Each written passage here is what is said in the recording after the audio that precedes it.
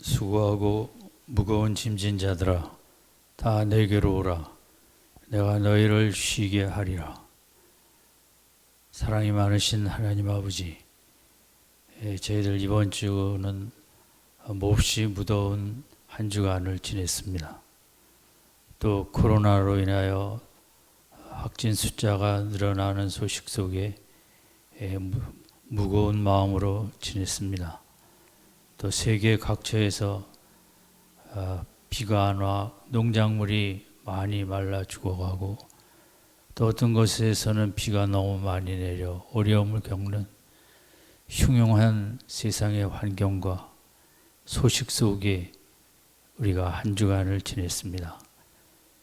한 주간을 지내고 금요일 밤 예배당은 아니지만 우리 각자 귀한 가정에서 영상으로 금요 기도회를 드리게 되었는데, 이 한 귀한 시간 세상의 흉흉한 소식들 다 뒤로하고 하늘의 기쁜 소식과 소망으로 가득 채우는 은혜의 시간이 되게 하여 주시옵소서. 이 어려운 때를 지내며 땅의 소식에 귀 기울이지 아니하고 하나님의 선포하시는 메시지와 하나님의 말씀에, 하나님의 음성에 더 귀를 기울이고, 환경은 어렵지만 우리 영이 살아나고 믿음이 살아나고 우리 마음이 살아나고 능력이 가득 부어지는 어려운 때에 더 권능 있는 삶을, 믿음 생활을 할 수 있도록 저희들을 축복하여 주시옵소서. 저희들이 예배당에서 금요 기도회를 드리지 못하지만 우리 가정에서 드리고 있지만, 하나님 더 큰 성령의 역사가 불처럼 일어나서 각 가정마다 큰 하늘의 은혜의 불이 가득 임하는 역사가 있게 하여 주시옵소서. 예수님의 이름으로 기도드립니다. 아멘. 찬송가 208장 부르겠습니다.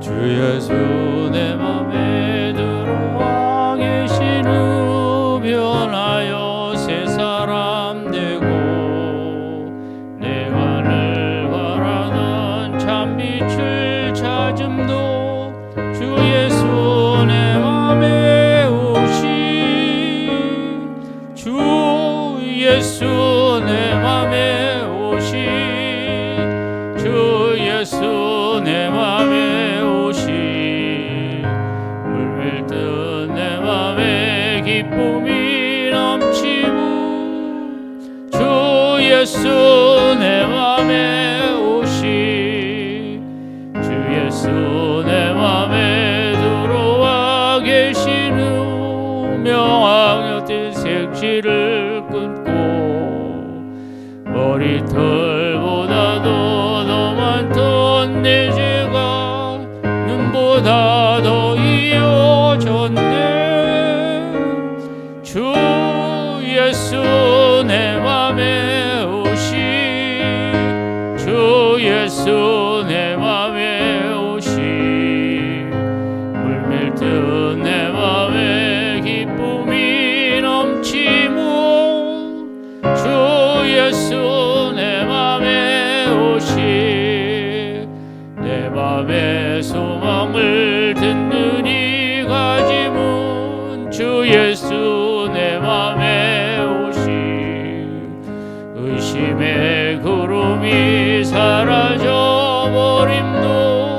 주 예수 내 맘에 오시, 주 예수 내 맘에 오시, 주 예수 내 맘에 오시, 물밀듯 내 맘에 기쁨이 넘치고, 주 예수 내 맘에 오시, 사막의 음침한 골짜기 가다가 밝은 빛 호련히 보고, 저 멀리 하늘 무한하게 보임도 주 예수 내 맘에 오시 주 예수 내 맘에 오시 주 예수 내 맘에 오시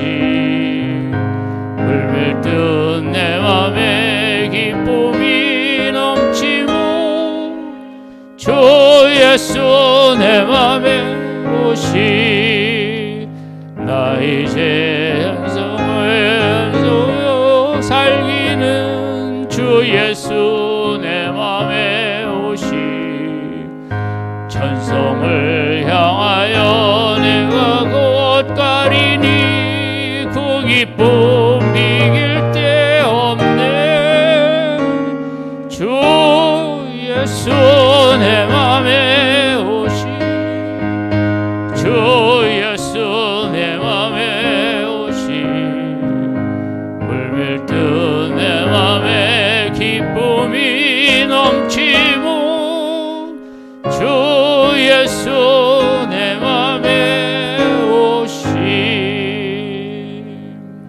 아멘. 오늘 같이 생각할 하나님의 말씀은 마태복음 11장 12절입니다. 제가 읽겠습니다.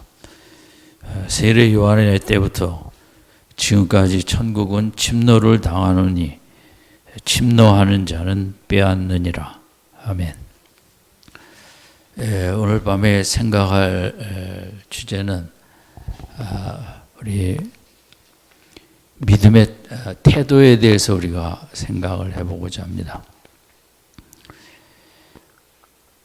우리 세상에 유익한 것들이 많이 있습니다. 요즘은 우리 마스크가 얼마나 유익을 줍니까? 또 백신이 유익하죠. 또 우리 냉방기가 얼마나 우리에게 유익을 줍니까?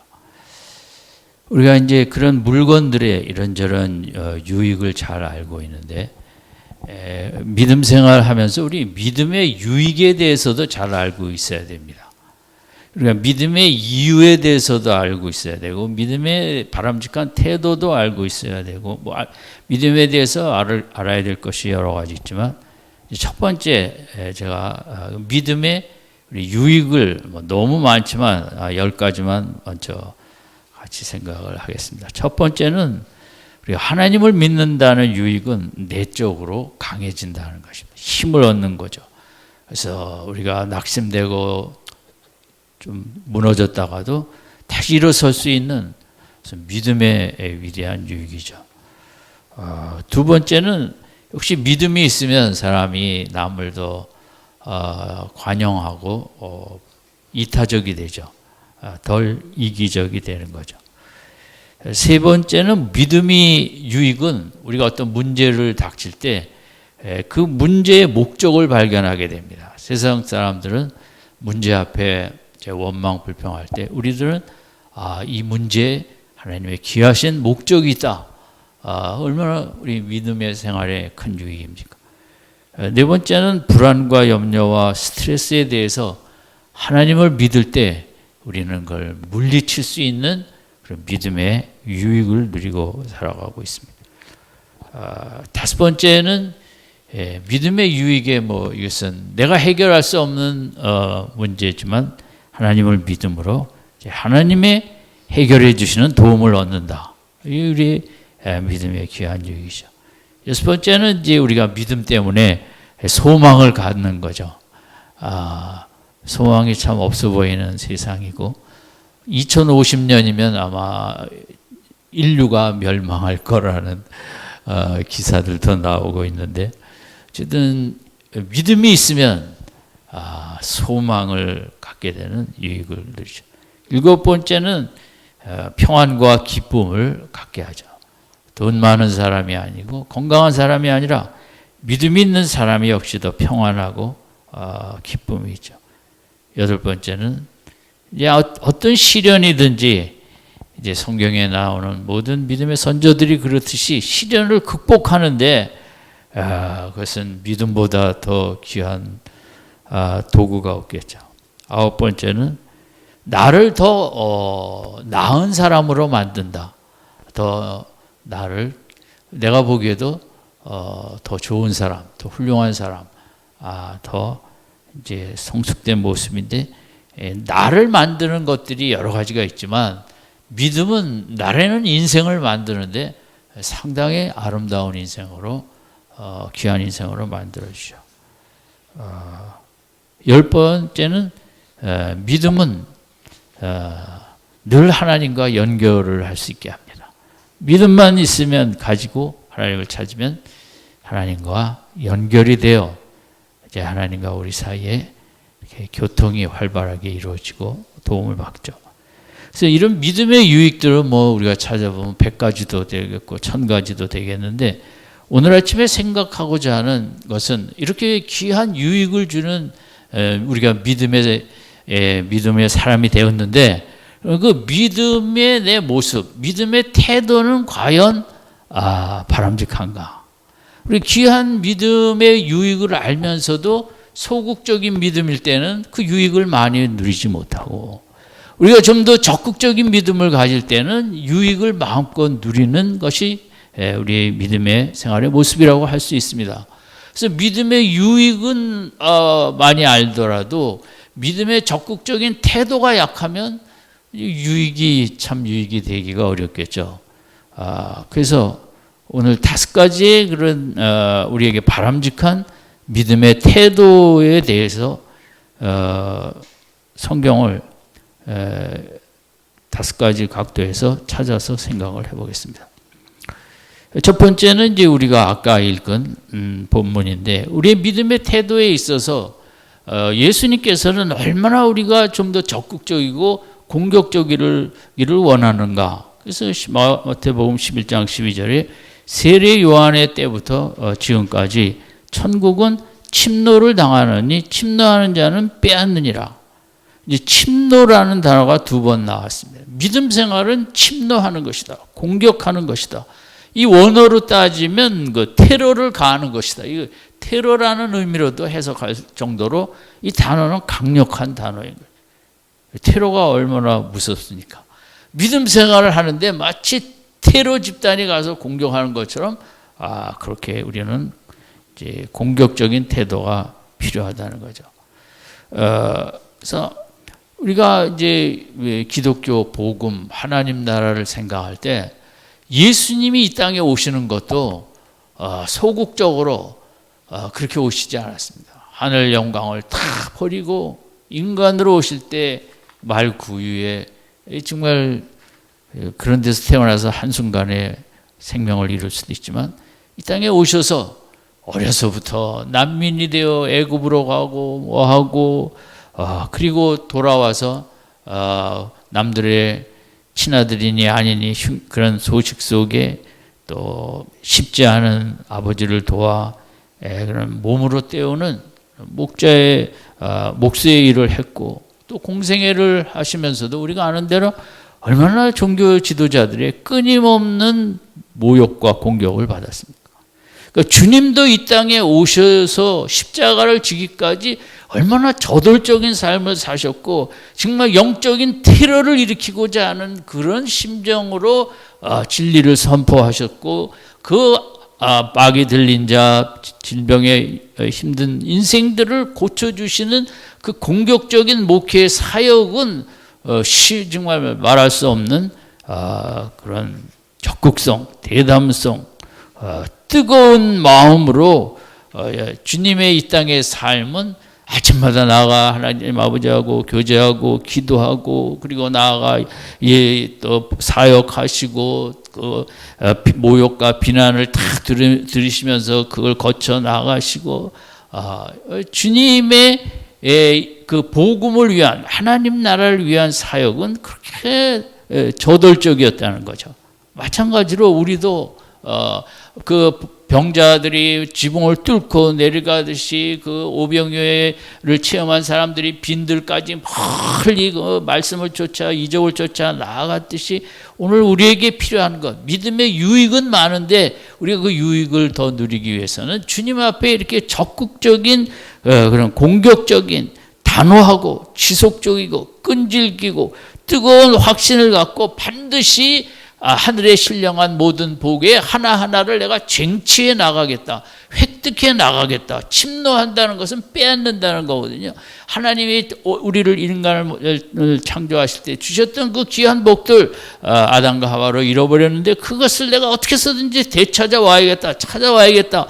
그런 저돌적인 그런 공격하는 믿음의 태도, 이것이 이제 우리들에게 필요합니다. 믿음 생활은 그냥 가만히 닦고 수동적으로 있는 것이 아닙니다. 권투 선수들이, 훌륭한 선수들은 5번 맞고 쓰러지지만 또 6번째 일어나고, 우리나라에 7전8기가 있는 것이라는 말도 있는 것처럼 우리가 세상에 문제, 환경에 얻어맞고 쓰러지죠. 그러나 오늘 본문 같은 믿음은, 침노하는 믿음은 다시 일어서서 공격적으로 이제 싸우러 나아가는 것. 2차 세계대전에 우리가 아는 대로 연합군이 노르망디에 상륙하는 작전으로 결국 이제 싸우고 나가 승리를 하게 됩니다. 근데 이 노르망디 작전이라는 건, 상륙 작전은 예를 들면 이제 인천 상륙 작전과 같습니다. 인천 상륙 작전도 북한이 그 상륙할 것을 미리 알면 뭐 이루어지지 않겠죠. 그래서 동해 쪽에도 상륙하는 것처럼 그 연막 작전을 펼치기도 하고, 정말 아무도 정보가 새어나지 않는 가운데 인천으로 치고 들어와서 이제 서울을 빨리 수복할 수가 있었죠.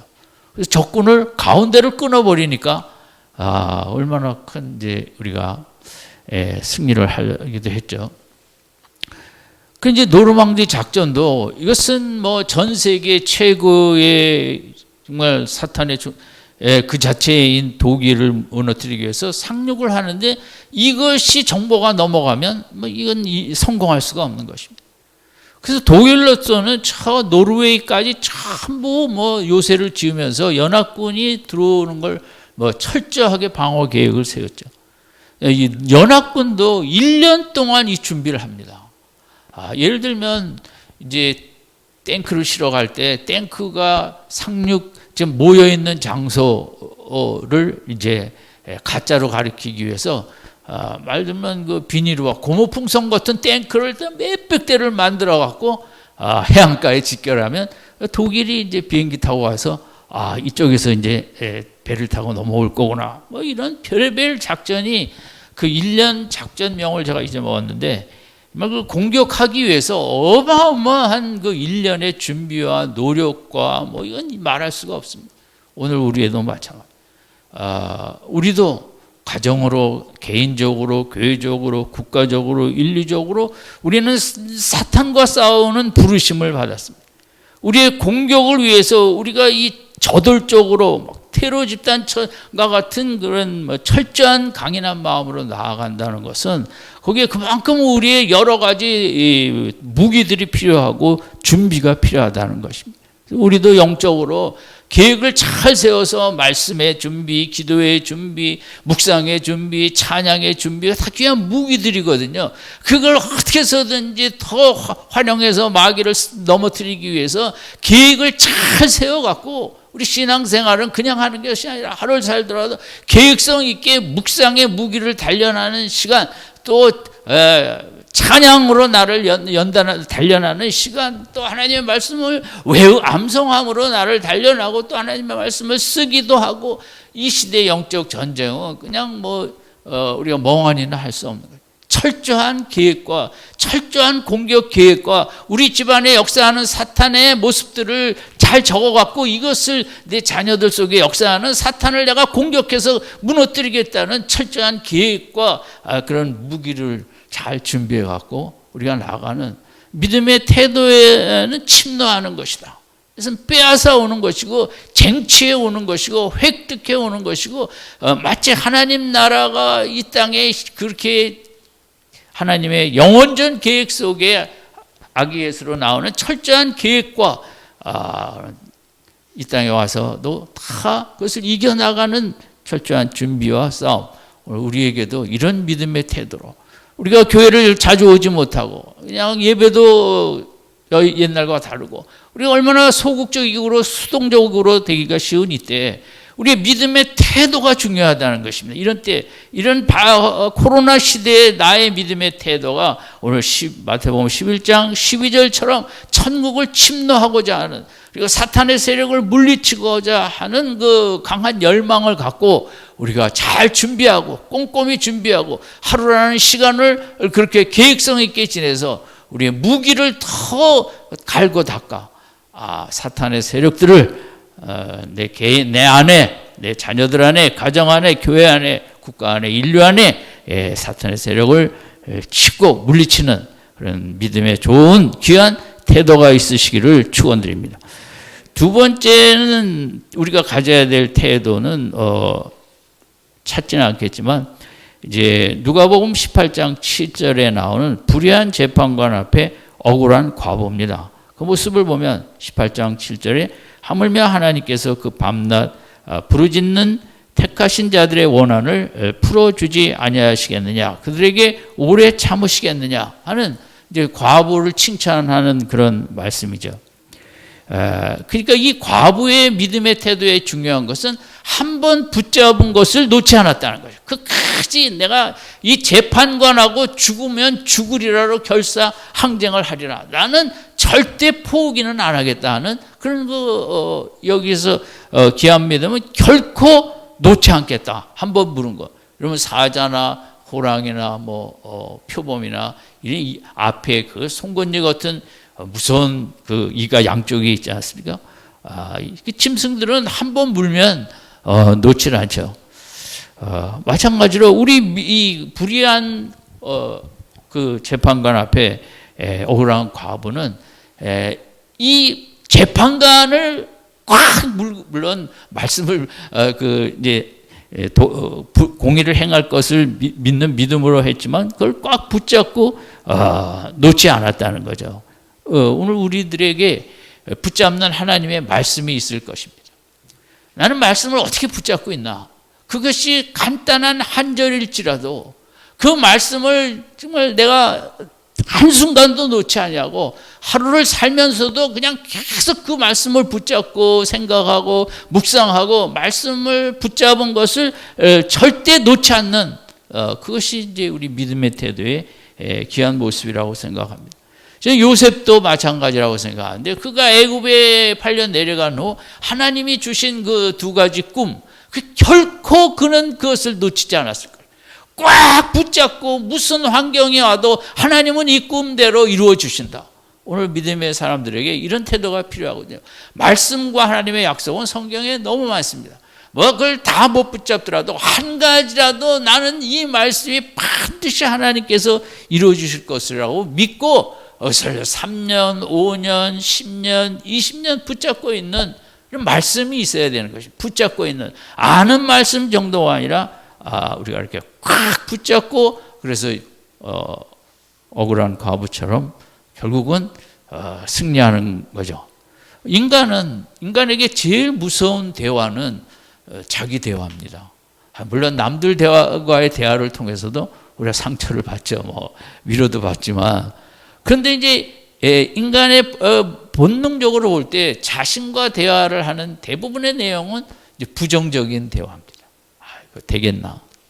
전에도 안 됐는데. 그래서 나 자신과 대화하는 내용을 살펴보면 대부분 그 부정적이고 안 될 거라는 이런 이제 대화를 많이 하는 거예요. 여러분, 그래서 우리가 말씀이라는 건, 말씀을 붙잡는다는 것은 그 말씀과 계속 대화를 하는 것입니다. 이 말씀대로 아직 이루어지진 않고 있지만 하나님은 해 주실 것이야. 이 말씀과의 끊임없는 대화가 중요합니다. 하루 종일 살면서 아침에 묵상 시간 해놓고 30분 끝이고 아무것도 안 하는 것이 믿음의 태도가 아니고, 그래서 꽉 붙잡고 하루 종일 그 말씀과 대화하며, 하나님 이 말씀이 아직도 이루어지지 않았는데 될 텐데 제가 믿음이 약한데 이 말씀을 더 의지할 수 있고 붙잡을 수 있는 믿음을 도와서서, 그 말씀 중심의 믿음 생활, 하루를 살면서도 말씀을 끊임없이 나에게 얘기하고, 나에게 그 속으로도 얘기하고, 그 믿고 묵상하고 외우고 그것을 소리쳐 외치기도 하고, 이런 것이 이제 믿음의 귀한 태도라고 할 수 있겠죠. 말씀을 많이 알면 뭐합니까? 그 말씀 속에 내가 이러한 공격적인 믿음으로 꽉 붙잡고 있는, 놓치지 않는, 한 번 물면 놓치지 않는다. 사자처럼, 호랑이처럼 우리가 한 번 붙잡은 말씀, 우리가 너무 많은 말씀을 아는 게 문제라고 생각합니다. 어떨 때는 덜 알더라도 적은 걸 꽉 붙잡고 놓치지 않는 이런 믿음의 태도가 우리가 믿음의 유익을 누리는데 귀한 모습을 나타낸다 하겠죠. 세 번째는 우리에게 바람직한 믿음의 태도는 바디메오입니다. 바디메오는 제자들이 안 된다 그랬습니다. 노. 예수님도 한동안은 노였습니다. 아무 반응을 안 했으니까. 우리가 세상을 인생을 믿음의 길을 걸어가면서 노라는 얘기를 많이 듣습니다. 안 돼. 또 나 자신도 나에게 노가 너무 많거든요. 이렇게 갖고 뭐가 되겠나? 바디메오는 노에 굴복하지 않고 노를 이제 예스로 바꾼 사람이죠. 바디메오의 노를 예스로 쌓은 믿음의 태도. 시끄럽다.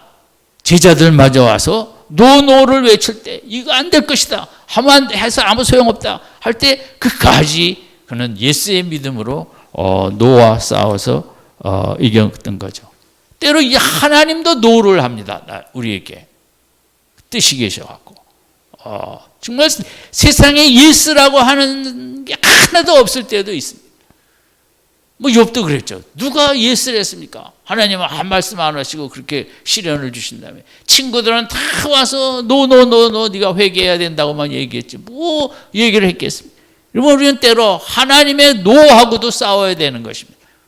하나님의 깊으신 뜻이 있기 때문에 또 주위 사람들의 노하고도 싸워야 되고, 가족들이 그 섣부른 판단의 노하고도 싸워야 되고, 우리 주위의 사람들, 인간은 아무래도 약하고 제한적이니까 쉽게 판단하고 노를 하지 않을 수가 없겠죠.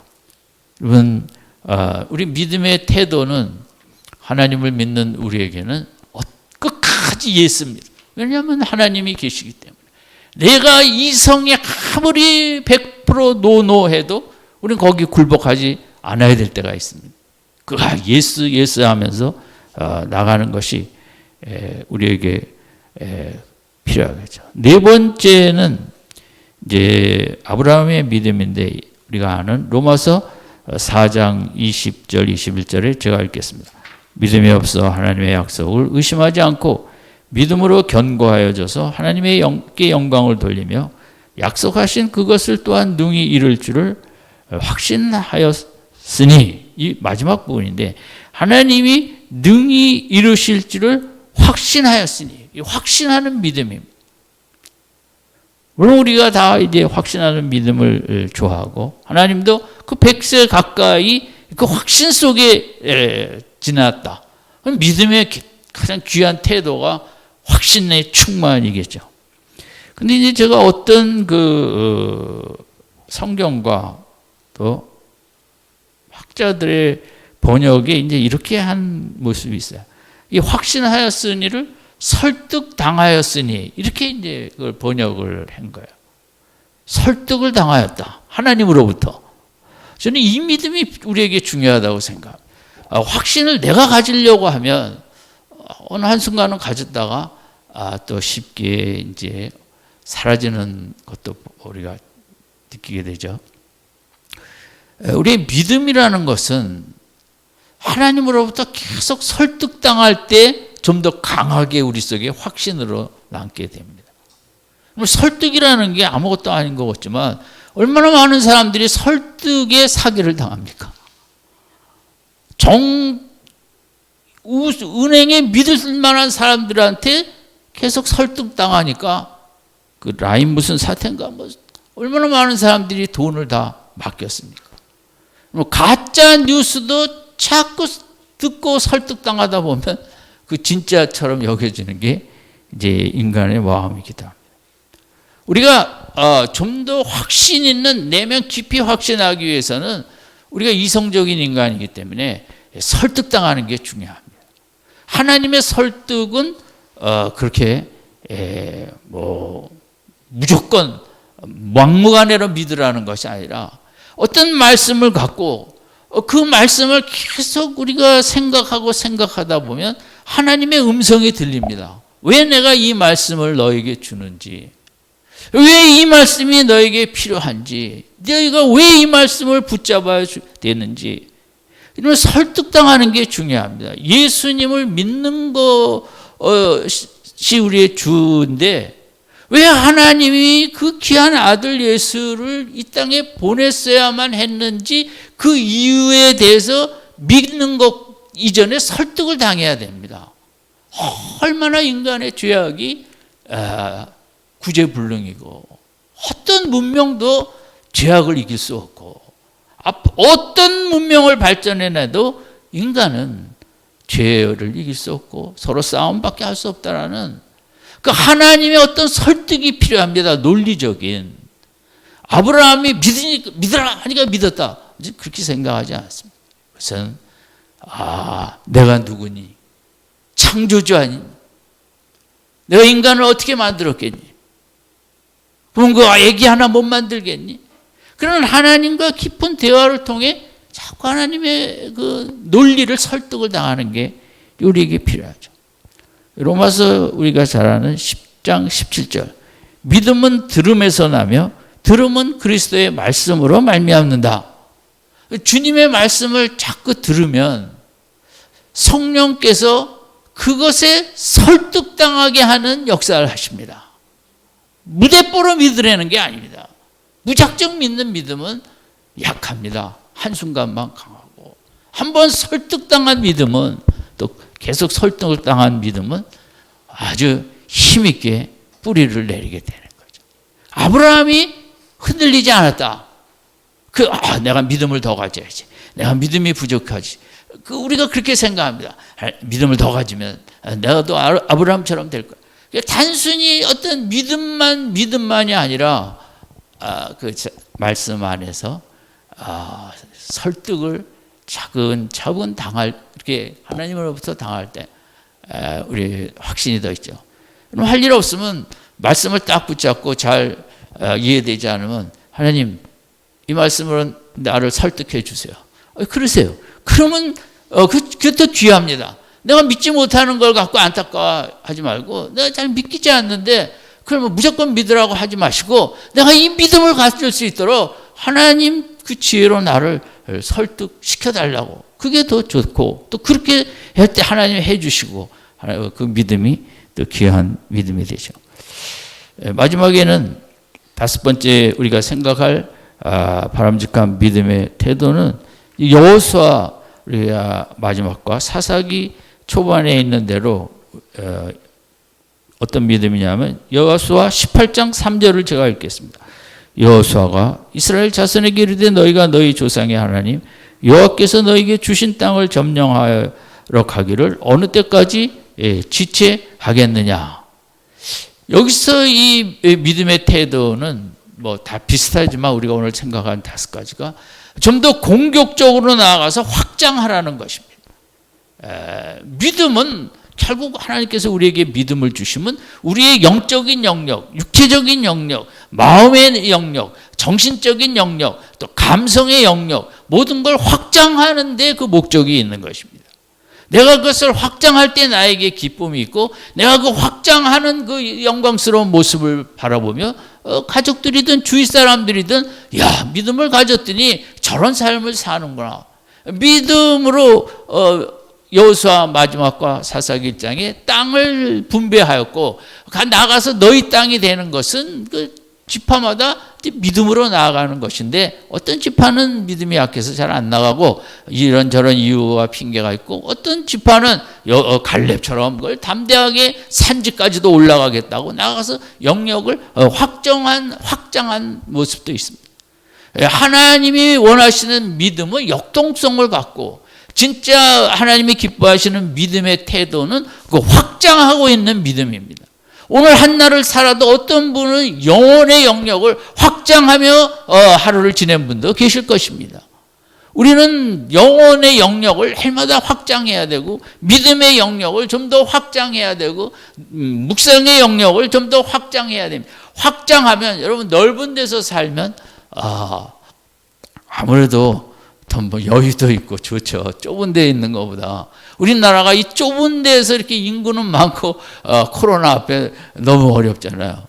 미국 인구는 뭐 넓으니까 뭐 저쪽에서 많겠으면 많고 얼마나 대범하게 삽니까? 뭐 잘 안 되는 건 아니지만 어쨌든 믿음의 바람직한 태도는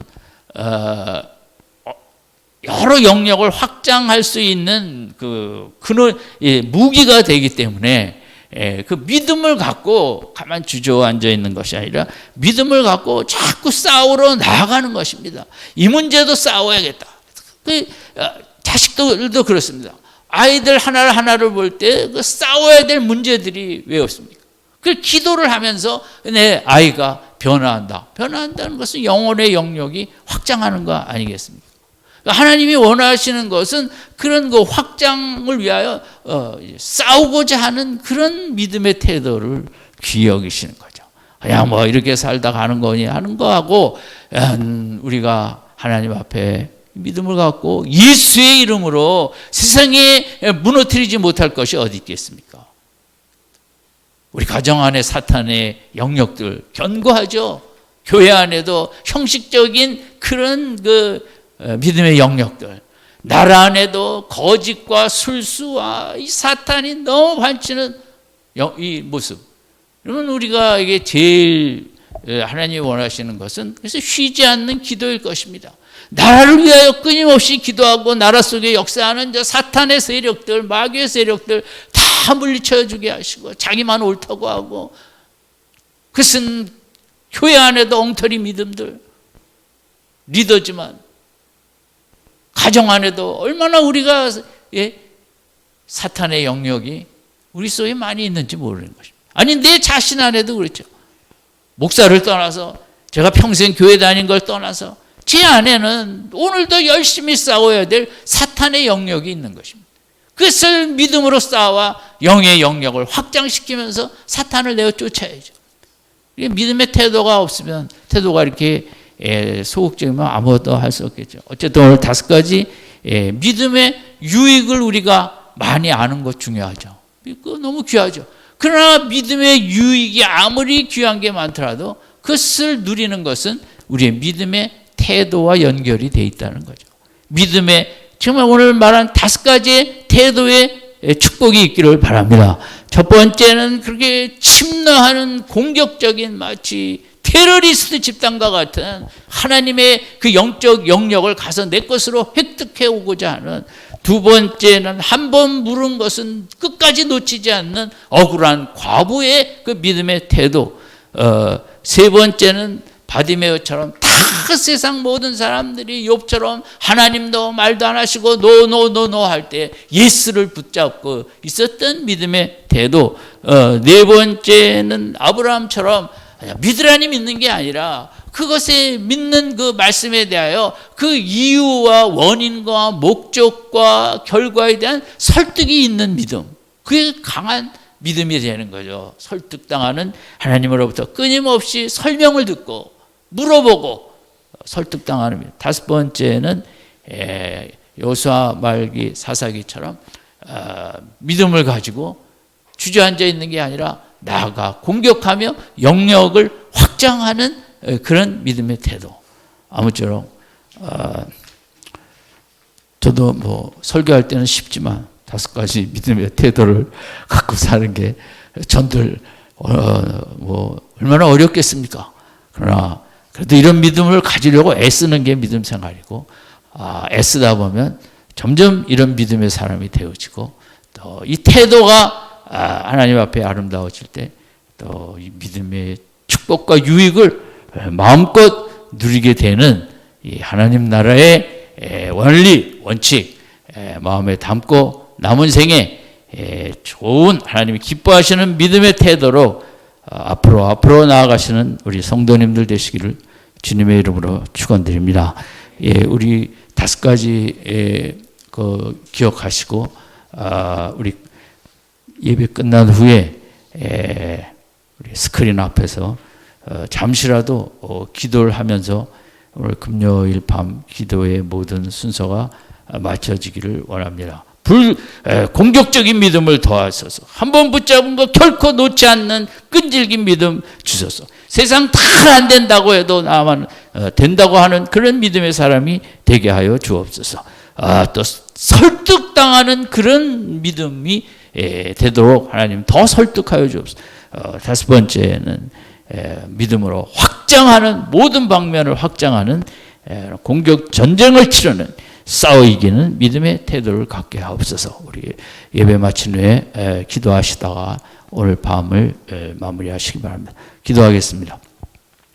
하나님 아버지, 우리 힘든 한 주간 지내고 금요일 밤 하나님 앞에 찬양과 말씀과 기도로 마무리하게 하여 주심을 감사하며 오늘 우리들이 생각한 5가지 믿음의 태도의 축복을 날마다 더하여 주시옵소서. 믿음의 유익은 너무나 많은데 우리의 태도가 너무 연약하고 소극적이어서 그 유익들을 많이 못 누리는 우리를 불쌍히 여겨 주시옵시고 오늘 바디메오의 믿음이든 아브라함의 믿음이든 억울한 과부의 믿음이든 그 믿음을 갖고 한날 한날 힘써 나아가며 영적인 영역 모든 영역을 확장하며 하나님 나라를 이 땅에 힘있게 세워가는 저희들 되도록 붙잡아 주시고 축복하여 주시고 사용하여 주시옵소서. 예수님의 이름으로 기도드립니다. 아멘. 하늘에 계신 우리 아버지여, 이름이 거룩히 여김을 받으시오. 나라의 마옵시며 뜻이 하늘에서 이루어진 것 같이 땅에서도 이루어지고 오늘날 우리에게 일용할 양식을 주옵시고 우리가 우리에게 죄진 자를 사하여 준 것 같이 우리 죄를 사하여 주옵시고 우리를 시험에 들게 하지 마옵시며 다만 악에서 구하옵소서. 대개 나라와 권세와 영광이 아버지께 영원히 쌓옵나이다. 아멘.